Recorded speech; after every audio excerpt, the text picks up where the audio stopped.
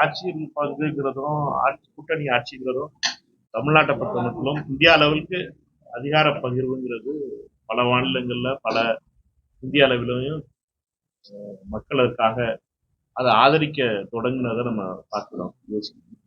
அதே மாதிரி தமிழ்நாட்டை பொறுத்தவரைக்கும் 2006 மக்கள் அதுக்காக வாக்களிச்சாங்க ஒரு கூட்டணி ஆட்சி வரணுங்கிறத. அதுக்கப்புறமும் கூட்டணிகள் வெற்றி பெற்றன. பட் ஆனா அந்த கூட்டணி ஆட்சிங்கிறத வந்து அந்த அதுக்கான கேட்கறதுக்கு தைரியம் இல்லாமல் போயிடுச்சு, கொடுக்கறதுக்கு மனசும் இல்லாமல் போயிடுச்சு. அதனுடைய விளைவா என்னன்னா தள்ளி தள்ளி போயிடுச்சு. இப்ப மற்ற ரெண்டு மெயினான கட்சிகளுமே தமிழ்நாடு தயாராக இல்லை, தமிழ்நாடு அதை ஏற்றுக்கொள்ளாது அப்படிலாம் சொல்லிட்டு இருந்தாங்க. மக்கள் தெளிவா சொல்லிட்டாங்க. தமிழ்நாட்டு மக்கள் வந்து தெளிவான முடிவு கொடுத்துட்டாங்க. ஒரு கூட்டணி ஆட்சி தான் தமிழ்நாட்டுக்கு சரியானது. ஒரு நேர்மையான கூட்டணி ஆட்சி வரணும். மக்களுடைய பிரச்சனைகளை பேசக்கூடிய ஒரு கேபினெட் இருக்கணும். மக்களுடைய கேபினெட் முறையான அரசு இது. ஒரு அதிபர் அரசு முறை கிடையாது. ஒரு ஒரு பார்லிமெண்டரி ஃபார்மேட் கவர்மெண்ட். அதனால நம்ம பொறுத்த மட்டும் இந்த முறை என்பது தமிழகத்தில் நீமே வர்ற காலங்களில் இதே முறை தான் கையாளப்படும். அனைத்து கட்சிகளுக்கும் அதிகாரம் ரொம்ப முக்கியமான பங்கு.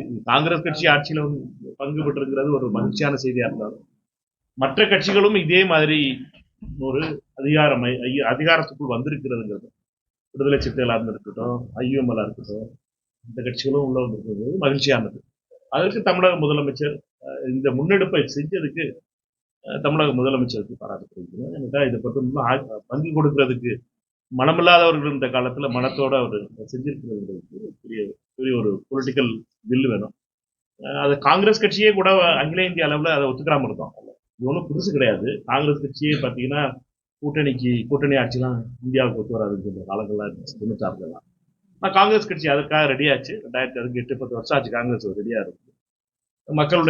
மக்கள் எதற்காக வாக்களிக்கிறார்கள், எதற்காக அதுல என்ன நியாயம் இருக்கு அப்படிங்கிறத பற்றியும் காங்கிரஸ் கட்சி புரிஞ்சு அதற்காக வாக்களி ரெடியாகும் போது 2004 காங்கிரஸ் கட்சி ஒரு கூட்டணியா அமைச்சரவை அமைச்சு.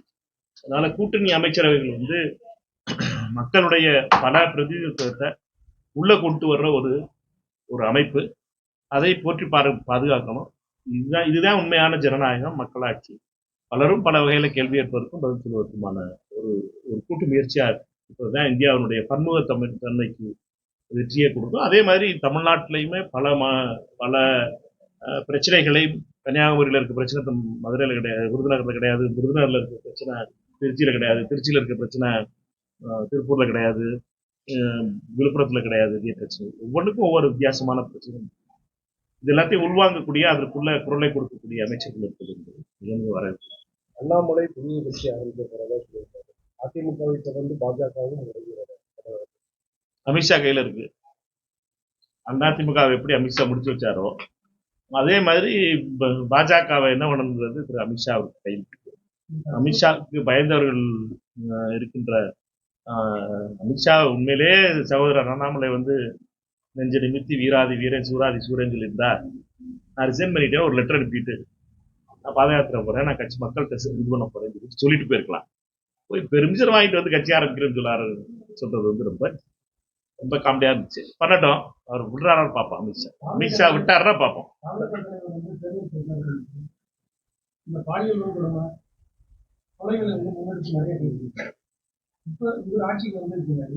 தொடர்ச்சியா தினம் இந்த பாலியல் கொலைகள் வந்து தொடர்ச்சியா அமையும்.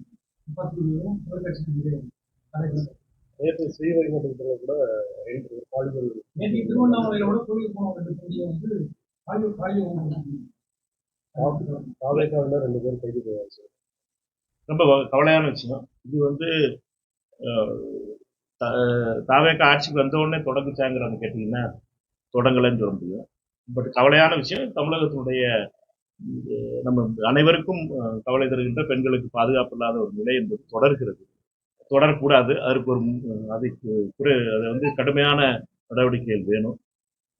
இதுதான் ரொம்ப முக்கியமான பிரச்சனையா இருந்துச்சு தேர்தலின் போது. ஒரு பெண்களுக்கு பாதுகாப்பு என்பதும், படிக்கின்ற பெண்களா இருக்கட்டும், யூனிவர்சிட்டியா இருந்தாலும் சரி, எங்கேயுமே பாதுகாப்பு இல்லாத சூழ்நிலை இருக்குங்கிறதும், இதை வந்து ரிப்போர்ட் பண்றதுக்கான மீடியா இருக்கிறதுனால தமிழ்நாட்டை பொறுத்த மட்டும் இது வந்து பெரிய அளவுல நம்மை பொறுத்த ஒரு பேசு பொருளாச்சு.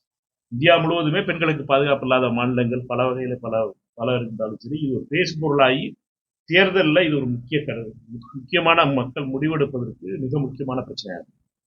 இது இன்னைக்கு மட்டும் தொடர்ந்துச்சா? ஆட்சியில வந்த உடனே 10ஆம் தேதிக்கு அப்புறம், மே 10ஆம் தேதிக்கு அப்புறம் தொடங்குச்சான்னு கேட்டீங்கன்னா இல்ல. இதுக்கு முன்னாடி நடந்துட்டு இருந்துச்சு. ஒரு ஓடிக்கிட்டு இருந்த இன்ஜின் வந்து ரிப்பேர் ஆயிருச்சு, இதுல பல பிரச்சனைகள் இருக்கு, இன்ஜின் ரிப்பேர் ஆயிருக்கு, அதை வந்து இன்ஜின் சரி பண்ணி கொடுப்பேன் அப்படின்னு சொல்லி அவர் வாக்கு கேட்டார் விஜய் அவர்கள். அவர்களுக்கு மக்கள் வாக்களிச்சிருக்காங்க. இன்ஜினை ரிப்பேர் பண்றதுக்கான டயத்தையும் கொடுக்கணும்ல. இன்ஸ்டன்டா காப்பி போடுறது கிடையாது, புது காப்பி போடுறது கிடையாது. 2 நிமிஷத்துல சரி பண்ணணும் அப்படின்னா சரி பண்ண முடியாது. இது ஸ்ட்ரக்சரல் ப்ராப்ளம். அதற்கான முயற்சிகள் அரசாங்கம் எடுக்குதுன்னு நினைக்கிறேன். சிங்கப்பூர் பெண் படையும் அமைக்கப்படுகிறது.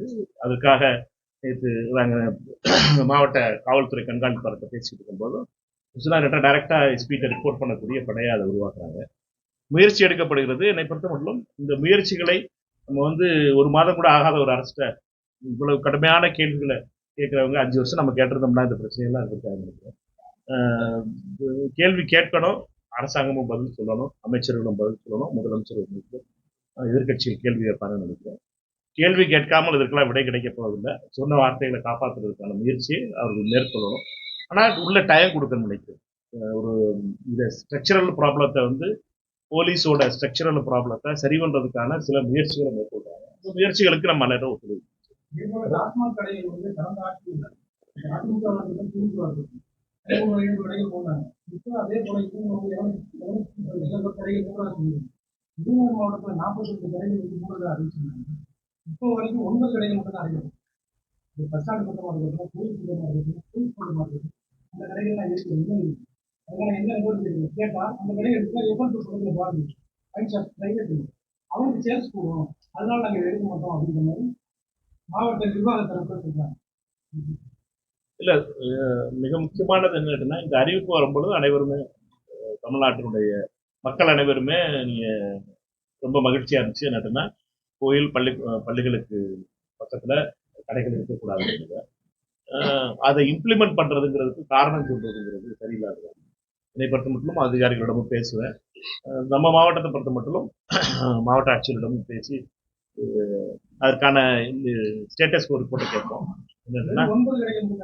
இல்ல அது ஸ்பெசிபிக்கா என்னங்கிறத ஆட்சியர்கிட்ட கேட்போம். அதுக்குள்ள துறை அதிகாரிகிட்ட கேட்போம். ரொம்ப முக்கியமானது என்னன்னு கேட்டீங்கன்னா, இந்த முடிவு எடுத்தது அரசாங்கம் எடுத்தது, மக்களால் தேர்ந்தெடுக்கப்பட்ட ஒரு அரசாங்கம் எடுத்தது. அதை இம்ப்ளிமெண்ட் பண்ண வேண்டியது அதிகாரிகளிடம் நம்ம கேட்க வேண்டிய கேள்வி இது. இதை கேட்டு உங்களுக்கு அடுத்த தடவை நான் பேசும்போது ஒவ்வொரு கடையினுடைய பிரச்சனையை பற்றி, விருதுநகருடைய ஒவ்வொரு கடையின் நிலை என்ன, அந்த கடை எந்த கடையில மூடுறதுக்காக முடிவு அரசாங்கம் உத்தரவு போட்டுச்சு, அதனுடைய என்ன நிலையில இருக்கு, எப்ப மூடுறாங்க, மூடுறதுன்னு முடிவு பண்ணதுக்கு அப்புறம் காரணம் சொல்லிக்கிட்டு இருக்கிறது F1 இருக்கு, F2 இருக்குன்னு சொல்லி சொல்றதுங்கிறது சரியில்லாது. அரசாங்கம் முடிவு, தேர்ந்தெடுக்கப்பட்ட மக்களால் தேர்ந்தெடுக்கப்பட்ட ஒரு அரசாங்கம் முடிவு இருந்துச்சுன்னா அதை இம்ப்ளிமெண்ட் பண்ண வேண்டியது அதிகாரிகளுடைய கடமைன்னு நான் நினைக்கிறேன். சரி பண்றதுக்கு வேணா உங்களுக்கு 6 மாசம் ஆகலாம். ஆனா சட்டம் ஒழுங்கை வந்து பராமரிக்கிறதுக்கு உங்களுக்கு எதுக்கு நாள், உங்களோட தான் அதிகாரம் இருக்குது, உங்களோட காவல் இருக்குது. இதை நீங்க உடனே இம்ப்ளிமெண்ட் பண்றது உங்களுக்கு என்ன தயக்கம் வந்து 6 ஆசனம் எதிர்பார்க்கணும்.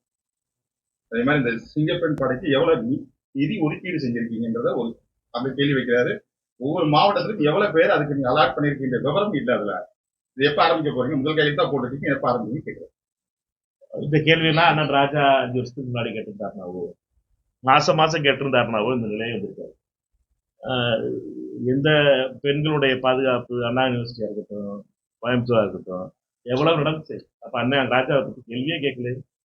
இந்த வீராவேசம், இந்த வசனம் பேசுறதுலாம் டைம் கொடுப்போம். என்னட்டுன்னா, ஒரு அரசாங்கம் வந்து தேர்தல் இவ்வளவு பெரிய இன்ஜின் ரிப்பேர் ஆகி நிற்குது, போலீஸ் காவல்துறையினுடைய இன்ஜின், அந்த இன்ஜினை வந்து சரி பண்றதுக்கு டைம் கொடுக்கணும். கொடுக்காம உடனே வந்து பாத்தீங்கன்னா, இந்த உங்களை நீங்க பண்ணி வச்சுட்டு போன அந்த இன்ஜின் தான் அது, உங்களாலதான் அது ஆயிருக்கு. அந்த இன்ஜின் நீங்க ஓட்டின விதத்தினுடைய விளைவாத்தான் அந்த இன்ஜின் இந்த நிலைமையில இருக்கு. நீங்களே அந்த கேள்வி கேட்டீங்கன்னா எந்த விதத்துல நியாயமா? 5 வருஷமா அந்த இன்ஜின் கூட தானே இருந்தீங்க. ஆமா, இருந்தோம். தெரிவிச்சு சொல்ல வேண்டிய இடத்துல சொன்னா, கூட்டணி தர்மத்துக்கு உட்பட்டு நாங்க சொல்ல வேண்டிய இடத்துல சொன்னோம்ல. உங்கள்கிட்ட சொல்லல, கூட்டணி தர்மத்துக்கு உட்பட்டு யார்கிட்ட பாக்குறோமோ அதிகாரத்துல இருந்த கூட சொன்னோம், பார்த்து செய்யணும். மேகதாது அணையை பொறுத்தவரை ஸ்டாலின் தான் எங்களுக்கு இறந்தா இருந்தாரு. இப்ப ஸ்டாலின் இல்லை. தமிழ்நாட்டு அதாவது மேகதாது நாங்க உடனே கெட்டுவோம் சொல்லி சிவகுமார் அனௌன்ஸ் பண்றாரு. இங்க காங்கிரஸ் கட்சியில இருந்து அமைச்சரா இருக்கிற 2 பேரும் சரி, காங்கிரஸ் கட்சியும் சரி, மௌனமா இருப்பது ஏன் வந்து அவர் தான் கேள்வி கேட்கிறார். அண்ணா ராஜா பேப்பர் படிக்கலன்னு நினைக்கிறேன். 2 அமைச்சர்களும் அதுக்காக தகவல் சொல்லியிருந்தாங்க. உயர்கல்வித்துறை அமைச்சர் செங்கல் கூட வைக்க விட மாட்டோம் அப்படின்னு சொல்லியிருந்தாரு. சுற்றுலாத்துறை அமைச்சர் வந்து எந்த விலை கொடுத்தோ நாங்க அதை பார்க்கலாம். அதனால காங்கிரஸ் கட்சி ரொம்ப தெளிவா இருக்கு. அதனால மாத்தி மாத்தி பேசக்கூடாது. ராஜா அவர்களை பொறுத்தவரைக்கும் இது முதலமைச்சரா யார் இருக்காங்கிறதுக்காக வர்றது கிடையாது. தமிழ்நாட்டினுடைய உரிமை, தமிழ்நாட்டினுடைய உரிமைங்கிறதுக்கு இதை வந்து கர்நாடக அரசியல்வாதிகள் அரசியலாக்குவதுன்றது அவர்களுடைய பிழைப்பு. அதை வச்சுதான் ஓடிக்கிட்டு இருக்கு. அது எடியூரப்பா இருந்தாலும் சரி, இன்னைக்கு பதவி இருக்க போற சிவகுமாரா இருந்தாலும் சரி, அவர்களை பொறுத்த மட்டும் கர்நாடகாவினுடைய பிரச்சனைகளை திசை திருப்பணும்னா, பெங்களூர்ல தண்ணீர் பிரச்சனை இருக்கு, அந்த பெங்களூர்ல தனி பிரச்சனையை தீர்க்க முடியலன்னா அதுக்கு நாங்க மேலதாக கட்ட போறோம்னு சொல்லிட்டு அவர்களுடைய அந்த பழக்கம். எங்களை பொறுத்த மட்டும் அவர்களுக்கு என்ன அவர்கள் பேசுவதெல்லாம் அவருடைய அரசியலுக்கு பேசணும். ஆனா தமிழ்நாட்டினுடைய உரிமைகளை எந்த காலகட்டத்திலும் காங்கிரஸ் கட்சி விட்டுக் கொடுக்காது. இதற்காக எந்த விலையும் கொடுக்க தயாரா இருக்கு. காங்கிரஸ் கட்சி இப்ப மத்திய அமைச்சர் பதவியை வாழப்பாடி ராமமூர்த்தியார் ரிசைன் பண்ணது காங்கிரஸ் ஆட்சியில தான். காங்கிரஸ் ஆட்சியிலே அமைச்சரா இருந்தவர் ரிசைன் பண்ணார். அதனால காங்கிரஸ்காரர்களை பொறுத்த மட்டும் சொல்லாம இருக்கலாம், நாங்க லெட்டர் எழுதாம இருக்கலாம், கடிதம் எழுதாம இருக்கலாம், அல்லது வசனம் பேசாம இருந்திருக்கலாம். ஆனா எங்களை பொறுத்த மட்டும் உண்மை காங்கிரஸ் கட்சியை பொறுத்த தமிழ்நாடு காங்கிரஸ் கமிட்டியை பொறுத்த மட்டும் இன்னைக்கு நாங்க போய் இதுல போய் கலந்துக்கிட்டது காரணமே, நானா போகாத காரணமே மெயினானது என்னதுன்னா மேலதாக பற்றி திரு சிவகுமார் அவருடைய ஸ்டேட்மெண்ட். அவர் ஸ்டேட்மெண்ட் கொடுக்கலன்னா இன்விடேஷன் அனுப்பியிருந்தாங்க, போய் கலந்துக்கிட்டாங்க. என்னை பொறுத்த வரைக்கும் இது வந்து தமிழ்நாட்டினுடைய உரிமைகளை பாதிக்கின்ற எந்த ஒரு விஷயத்தையும் காங்கிரஸ் கட்சி அனுமதிக்கிறது. பிரதமரை சந்திப்பது குறித்து இதுவரைக்கும் முதல்வர் வாய்ப்பு இருக்காது. அதே போல டெல்லி போனப்ப ராகுலையும் சோனியா காந்தியும் சந்திக்க முடியாம திரும்பினதாகவும் சொல்லப்படுகிறது. அதை பற்றி யார் சொல்றா? யாரு சொன்னாங்களா? இல்ல நீங்க சொல்லிட்டு கேக்குறீங்க, உங்க கருத்து முதல்ல சொல்லிக்குவோம். பிரதமர் சந்திப்பை பொறுத்த வரைக்கும் அது முதல்வர் தான் சொல்லணும். 9 நிமிஷம் நடந்துச்சுன்னு சொன்னாங்க, அது முதல்வர் தான் சொல்லணும். நான் இல்லை அந்த பட் சோனியா காந்தி அம்மையாரையும் ராகுல் காந்தி அவர்களையும் சந்திப்பதுங்கிறது என்னன்னா அது ஒரு இந்த அதாவது என்னன்னா ஒரு புரோட்டோகால் பிரச்சனைகள்லாம் அதுல கிடையாது. ராகுல் காந்தி அவர்கள் வந்து விஜய் அவர்களிடமும் போன்ல பேசினாங்க, தன்னை சோனியா காந்தி அவர்களிடம் போன்ல பேசி சொல்லிட்டாங்க. அதனால என்னன்னா அது ஒரு அந்த உறவுங்கிறது இந்த புரோட்டோகால்ல தான் ஓட்டணும் அப்படிங்கிறது காலம் முடிஞ்சிருச்சு. போட்டோவுக்கு தான் அந்த ரிலேஷன்ஷிப் அப்படிங்கிறது முடிஞ்சிருச்சு. ஏன்னா காங்கிரஸ் கட்சியை பொறுத்த மட்டும் உண்மையான மரியாதை கொடுக்கின்ற ஒரு கூட்டணி இருக்கு. முதலமைச்சரை பொறுத்த மட்டும் உண்மையான மரியாதை காங்கிரஸ் காரர்களுக்கும் காங்கிரஸ் தலைவர்களுக்கும் 2 பேருக்கும், காங்கிரஸ் காரனுக்கும் கொடுக்கணும், காங்கிரஸ் தலைமைக்கு டெல்லியில் இருக்க தலைமைக்கும் கொடுக்கணுங்கிறது அவரை பொறுத்த வரைக்கும் அவர் ரொம்ப அவர் தெளிவா இருக்காரு. அங்கே மட்டும் பேசிட்டு இங்க இருக்க காங்கிரஸ்காரர்களை அவமானப்படுத்துறதுங்கிற காலம் முடிஞ்சிருச்சு. அதனால எங்களை பொறுத்த மட்டும் காங்கிரஸ்காரர்களுக்கும் காங்கிரஸ் தலைமைக்கும் மதிக்கின்ற ஒரு கூட்டணி இருக்கு. இது எங்களுக்கு ஒரு பிரச்சனை இல்லை. திரு விஜய் அவர்களுடைய டெல்லி பயணத்துல காங்கிரஸ் தலைமைக்கும் அந்த எந்த ஒரு பிரச்சனையும் கிடையாது. திமுக கூட்டணி காங்கிரஸ் இருக்கும்போது ஐடியாலஜிக்கலா வந்து அவங்க நாங்கள் பாசம் கம்மியாக வச்சிருந்தோம். விசிகா மேல நாங்கள் அதிகமாக பாசம் வச்சிருந்தோம். அதான் விசிகா வெளியில போகும்போது அவர் மேல நாங்கள் கொஞ்சம் கோவப்படுறது, நாங்க போனா ஒண்ணு சேர்ந்துக்குவோம், இந்த மாதிரி ஒரு கருத்தை ஆராசாதான் வச்சுக்கிறாரு. அதை பற்றி பாருங்க, காங்கிரஸ் மேல ஐடியாலஜிக்கலா நாங்கள் ஒரு பாசம் கம்மியாக தான் வச்சிருந்தோம்னு சொல்ற கருத்து நிறுத்தினாரு. அது உண்மையை சொல்லலாம் அவர்களை பற்றி. ஆனா விசிகே பற்றி சொல்றது ரொம்ப ஆச்சரியமா இருக்கு. விசிகே என்ன பேசினாரு? இப்ப பேசின பேச்சு இதுன்னா, நான் இந்த ஒரு படத்துல ஒரு காமெடி வரும், என்ன வேணாலும் அடிச்சுக்கிறோம், அதுக்கடுத்து நாங்க வந்து அவனை கெட்ட வாரத்துல வச்சுக்கிறோம், அவனை அடிச்சு இது நிற்கிறோம் சொல்லி வடிவேல் காமெடின்னு நினைக்கிறேன். வடிவேல் காமெடி கதையா இருக்கு ராஜா அந்த பேசுறது. விசிகே எவ்வளவு அவமானகரமான பேச்சு, பெரம்பலூர்ல எவ்வளவு அடிச்சு அவர் மீது வன்மத்தை காட்டினாங்க. இதெல்லாம் விட்டுட்டு வாய் இருக்குங்கிறதுனா இவ்வளவு வடை சுடலாமா ராஜான்னு என்னன்னா, உண்மையிலேயே விசிகே பொறுத்த வரைக்கும் அண்ணன் திருமா அவர்கள் வந்து ரொம்ப பெருந்தன்மையோட நடந்திருக்காரு. அதுக்கு அடுத்து பெரம்பலூர்ல நடந்த தாக்குதலுக்கு அப்புறமும் அதற்கு மேல் அவருடைய இந்த அல்ட்ரா சில்ற ஐடி விங், திமுகவோட அல்ட்ரா சில்ற ஐடி விங் பண்ற அட்டூழியம் இருக்குவாரு, அது ஒண்ணு திமுக இருக்க விசிகே நண்பர்கள்லாம் அவமானப்படுத்தி அவர்கள் அமைச்சராக இருக்கிற திரு வன்னியரசு அவர்களாக இருந்தாலும் சரி எல்லாரையும் பண்ணிட்டு இப்படி பேசுறதுங்கிறதே ரொம்ப கொடுமை. உங்களுக்கு பாசம் இருக்கு அதனால அடிச்சுக்கிறோம் பிடிச்சிக்கிறோம் அவமானப்படுத்தி அசிங்கப்படுத்தி நீங்க விசிகே வந்து நினைச்சிட்டு இப்ப இப்படி பேசுறது தவறானது. அந்த ராஜா அவர்களை பொறுத்த மட்டும் விசிகே விடுதலை சிறுத்தைகளிடம் மன்னிப்பு கேட்கிறது.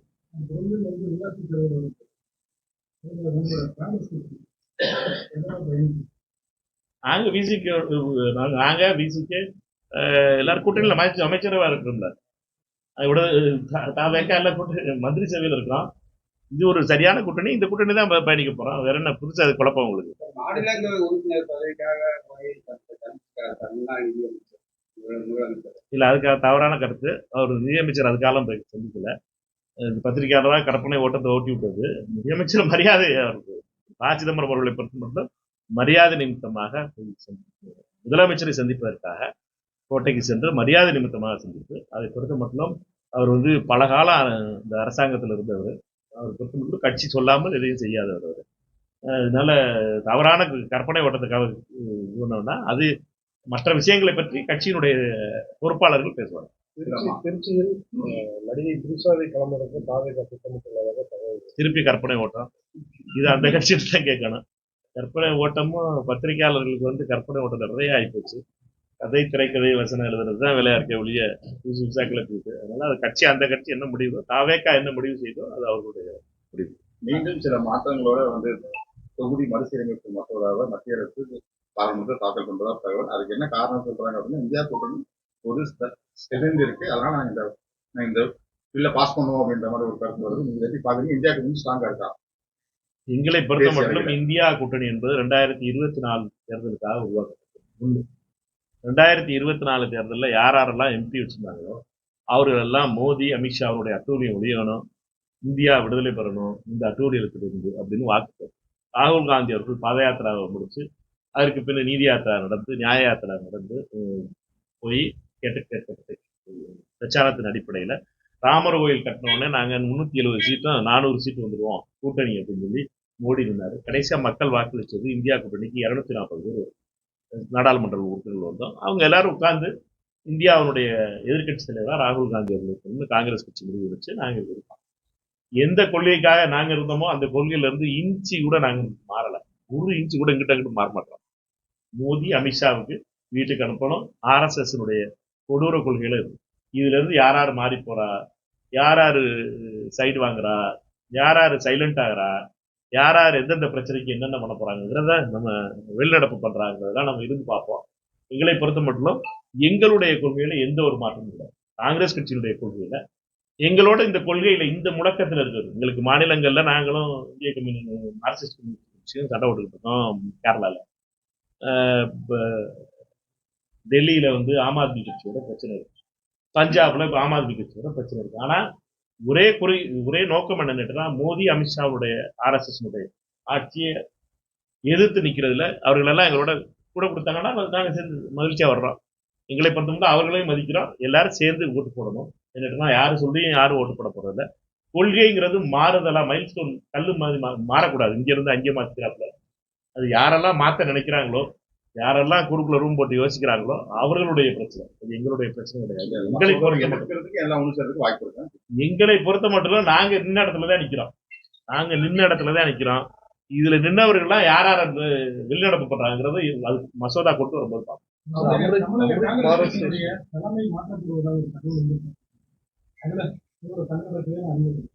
தமிழ்நாடு காங்கிரஸ் கமிட்டி தலைவராக செல்வப்பிரதிலை சிறப்பாக செயலாற்றி வர்றாரு. அவரை பொறுத்த மட்டும் தமிழ்நாடு அகில இந்திய காங்கிரஸ் கமிட்டி தலைவர் மல்லிகார்ஜுன் கார்கே தான் அந்த முடிவெல்லாம் எடுக்கிறது. எனக்கு என்ன பொறுப்பு கொடுக்கணும், மற்றவர்களுக்கு யாரு பொறுப்பு கொடுக்கணும், எல்லாமே அவர் முடிவு பண்றது. அந்த முடிவோடு கொடுக்குறது. பாரத் ஸ்டேஷன் திட்டப்பணிகள் இடத்தில் கிடக்கிறது. இது அம்ரித் பாரத் ரயில்வே நிலையங்கள் தாமதப்படும். அதுக்கான நிதி இன்னும் முழுமையாக விடுவிக்கப்படணும்னு ஒரு திட்டத்தை மத்திய அரசு இது சம்பந்தமா நம்ம அனுப்பிடுறோம். 2 தடவை பாராளுமன்றத்தில் இந்த கூட்டத்தொடர்ல இதுல 2 தடவை கேள்வி கேட்டேன். இப்ப விருதுநகரை பொறுத்த மட்டும் அது காலதாமதத்தை பற்றியும் கேள்வி நேரத்தில் கேள்வி கேட்கும்போது அமைச்சர் என்ன சொன்னாங்கன்னா, அதை விரைவுபடுத்துவோம், அதை கவனத்துக்கு கொண்டு வந்து அது சரியா இருக்கும், விரைவுபடுத்துகிற திருப்பி ஒரு தடவை அதை வெரிஃபை பண்ணி விருதுநகருடைய அமிர்த் பாரத் திட்டத்துல விரைவா முடிக்கணும்னு சொல்லுவோம். அதே மாதிரி சிவகாசியை அமிர்த் பாரத்ல சேர்க்கணும் அடுத்த லிஸ்ட்ல அப்படிங்கிற கோரிக்கையே இருந்துச்சு. அதையும் சொன்ன அமைச்சர்கிட்ட, அதுவும் அடுத்த லிஸ்ட் வரும்போது அதுல சேர்ப்போம் அப்படிங்கிற வார்த்தை சொல்லியிருக்காரு. இது எந்த லெவல்ல இருக்குங்கிறத ஒரு அடுத்த வாரத்துக்குள்ள ஒரு ரிவ்யூ வச்சு அதிகாரிகளை கூப்பிட்டு ரயில்வே விருதுநகர் ரயில்வே நிலையத்தில் ஒரு ஆய்வு செஞ்சது. நீண்ட பொறுப்பாளர் இந்திய திமுக அங்கம் வகிக்கிறது. ஆனால் இது நிலையில இருக்கிறது, அது என்ன முன்னேற்றம் தெரியாது. அடுத்த இந்த ராஜ்யசபா எலெக்ஷனுக்கான தாவேக்காவுடைய பேச்சுவார்த்தை நடத்துறாங்க. இது நான் எதுவும் சொல்றதுக்கு இல்லை. இந்தியா கூட்டணிங்கிறது என்னட்டா எம்பி இருக்கணும். எம்பி இல்லாத கட்சியே இந்தியா கூட்டணியில் இல்லை. எந்த ஒரு கட்சி எம்பி இருந்தாலும் சரி. இப்ப மக்கள் நீதி மையத்தினுடைய தலைவர் கமலஹாசன் வந்து எம்பி ஆன உடனே அவர் இந்தியா கூட்டணி கொடுத்தார். தேமுதிக அவருடைய எம்பி ஆன உடனே அவர் இந்தியா கூட்டணி கொடுத்தார். இது எம்பி இருந்தா தான் உள்ள என்ட்ரி. எம்பி இல்லைன்னா என்ட்ரி நீ வாட்டுக்கு எம்பி எப்போ வருதோ அப்பதான் அழைப்பு வரும். எம்பி இல்லாத கட்சிகளுக்கு நாங்கள் இதுல இந்தியா கூட்டணியில் அழைப்புகள் விடுவதில்லை. அதனால எம்பி வச்சிருக்கவங்க என்ன முடிவு எடுக்கிறாங்க. 240 நாடாளுமன்ற உறுப்பினர்கள் நாங்கள் இதுல லோக்சபாவில் இருக்கோம். அதெல்லாம் இந்தியா கூட்டணி பேர் சொல்றோம். எல்லாரும் சேர்ந்து தான் ஒரே மாதிரி ஒத்த கருத்தோட தான் வாக்களிச்சோம். 230 பேர் ஓட்டு போட்டு இந்த சட்டத்தை தோக்கடிச்சோம். நிப்பாட்டினோம். அமெண்ட்மெண்ட்டை கான்ஸ்டியூஷன் அமெண்ட்மெண்ட்டை டீலிமிட்டேஷனை பொறுத்த வரைக்கும் இது இந்த நிலை எங்களுக்கு தொடரும் நினைக்கிறோம். எங்களை பொறுத்த மட்டும் பல வகையில பலரும் பேசிதான் முடிவு பண்றோம். சிலர் வந்து கம்யூனிஸ்ட் கட்சியோட பேச மாட்டாங்க, திரிணாமுல் கட்சியோட பேச மாட்டாங்க அப்படின்னு. அப்ப எங்களுக்கு பேக் சேனல்ல பேசிதான் முடிவு பண்ணுவாங்க. எங்களை பொறுத்தவரை இந்த தடவை டெல்லியில நடக்க போற கூட்டம்ங்கிறது அதோட மைய கருத்தே பெங்கால் வயலன்ஸ் தான். பெங்கால்ல நடக்கிற டிஎம்சி மேல நடக்கிற கொடூர தாக்குதல்களை பற்றியும், டிஎம்சியின் மேல் பாஜகவுடைய 2 அந்த அரசும் சரி போலீஸ் பாதுகாப்பு கூட இல்லாம அபிஷேக் பானர்ஜி மீது தாக்கப்பட்டதை கண்டிச்சிருக்கோம். காங்கிரஸ் கட்சி கண்டிச்சிருக்கு, ராகுல் காந்தி அவர்கள் கண்டிச்சிருக்காரு, எதிர்கட்சி தலைவர் மல்லிகார்ஜுன் கார்கே அவர்கள் கண்டிச்சிருக்காரு. ஆனா ஏனோ தெரியல திமுக அமைதியா இருக்கிறது. அபிஷேக் பானர்ஜி மீது தாக்கப்பட்டதற்கு ஒரே ஒரு மெயினான இந்தியா கூட்டணி கட்சி எந்த பதிலும் சொல்லாம இதுவரைக்கும் மௌனம் காக்கிறது என்பது திமுக தான். அவர்கிட்ட கேட்கணும், ஏன் அபிஷேக் பானர்ஜி மேல பாஜக குண்டர்கள் தாக்கும் பொழுது அதை பற்றி எதுவும் பேசாம திமுக இருக்குங்கிறத பாப்பா என்ன நடக்குது. எங்களை பொறுத்த மட்டும் காங்கிரஸ் கட்சியினுடைய சார்பாகவோ அல்லது திரிணாமுல் கட்சி தான் இது இந்த கூட்டத்தை வந்து திரிணாமுல் மூலமா தான் இது பண்றோம். அதனால அதற்கான அழைப்புகள் வரும். அவங்களுக்கு பேசுவாங்க, பேக் சேனல்ல பேசிட்டு அழைப்பு ரைட்.